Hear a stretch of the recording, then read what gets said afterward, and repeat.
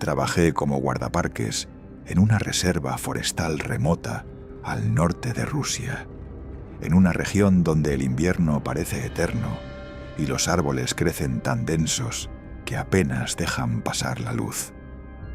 La mayoría de la gente imagina que el trabajo de un guardaparques es tranquilo. Caminar por el bosque, observar animales, mantener los senderos seguros. Pero hay zonas del bosque donde ni siquiera los animales quieren entrar. Mi puesto estaba cerca de un viejo puesto de vigilancia soviético abandonado. Nadie lo usaba desde los años 70, pero aún aparecía en los mapas oficiales del parque. A veces me asignaban patrullar cerca de allí para asegurarme de que excursionistas o cazadores ilegales no se acercaran demasiado. El primer incidente ocurrió en pleno invierno. Había estado nevando toda la noche. Cuando salí de la cabaña esa mañana, el suelo era una sábana blanca perfecta, sin una sola marca. Caminé unos metros y algo me llamó la atención. Había huellas, pero no eran huellas normales, eran huellas humanas descalzas. El problema era que comenzaban en medio del claro. No venían de ningún lado, simplemente aparecían allí. Las seguí por curiosidad. Pensé que tal vez alguien había caminado durante la tormenta y el viento había cubierto el rastro anterior. Pero mientras avanzaba, noté algo peor. Las huellas iban en una sola dirección, hacia el bosque profundo. Después de unos 20 minutos de caminar, me detuve en seco. Las huellas habían cambiado. Ahora parecían más largas, como si los dedos fueran demasiado grandes. Y la distancia entre cada paso era enorme, como si la persona que caminaba midiera más de 2 metros. Sentí un escalofrío. En ese momento escuché un crujido detrás de mí. Me giré rápidamente. Nada, solo árboles cubiertos de nieve. Respiré hondo y decidí regresar. Pero cuando miré hacia el suelo, sentí que algo dentro de mí se rompía. Había nuevas huellas y venían desde el bosque hacia mí. No estaban allí antes. Lo sé porque había estado mirando el suelo todo el tiempo.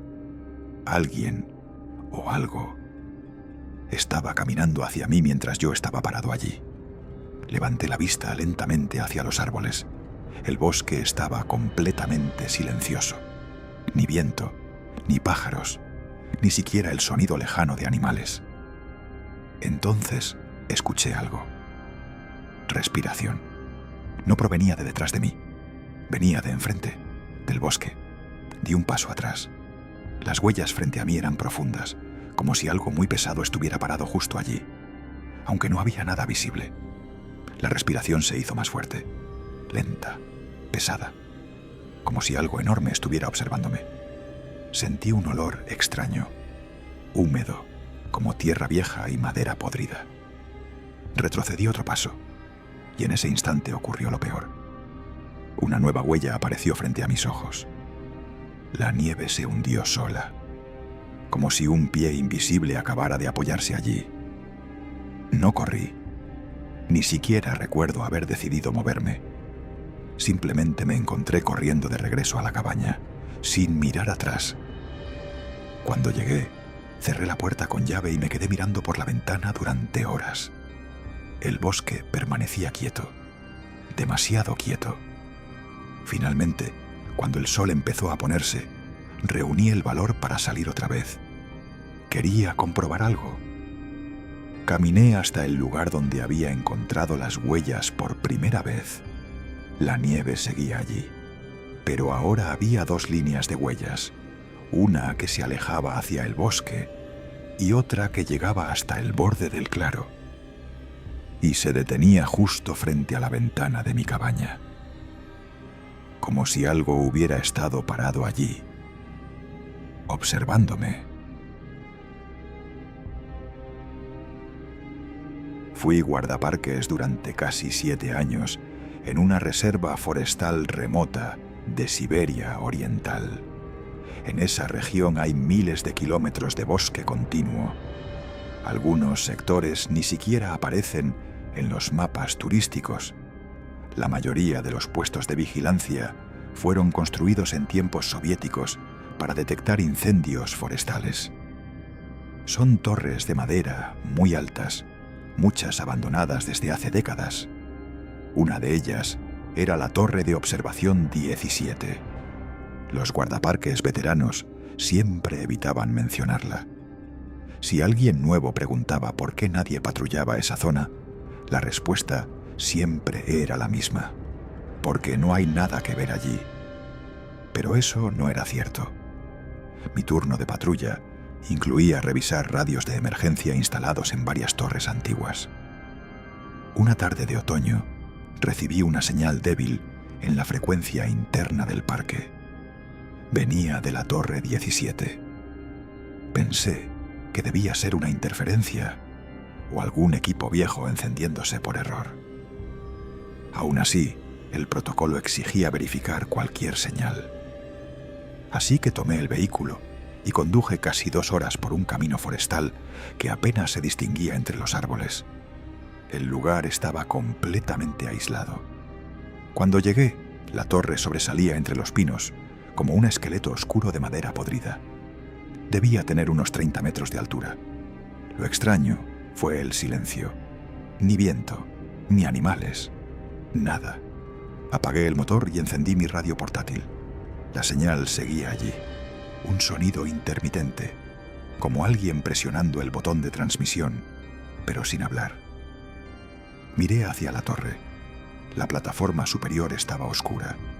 La escalera de madera crujía incluso con el viento más leve, pero esa tarde estaba completamente inmóvil. Subí. Cada paso hacía que la estructura se quejara con un sonido seco.